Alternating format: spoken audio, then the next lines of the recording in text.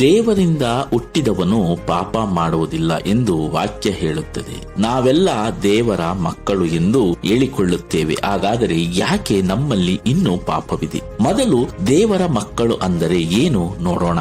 1 ಯೋಹಾನ 3:9 ದೇವರಿಂದ ಹುಟ್ಟಿದವನು ಪಾಪ ಮಾಡಲಾರನು, ಯಾಕೆಂದರೆ ಆತನ ಬೀಜವು ಅವನಲ್ಲಿ ನೆಲೆಗೊಂಡಿದೆ. ಹಾಗಾದರೆ ದೇವರ ಬೀಜ ಅವನಲ್ಲಿದ್ದರೆ ಪಾಪ ಮಾಡಲಾರನು. ಹಾಗಾದರೆ ದೇವರ ಬೀಜ ಅಂದರೆ ಏನು? 1 ಪೇತ್ರ 1:23 ಹೇಳುವುದು, ನಾಶವಾಗದ ಬೀಜದಿಂದ ಉಂಟಾದದ್ದಲ್ಲ ದೇವರ ವಾಕ್ಯವೇ, ಆತನ ಬೀಜದ.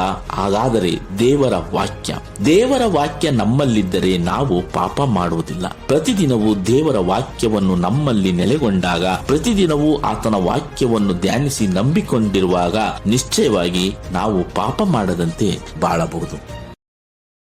Download ShareChat.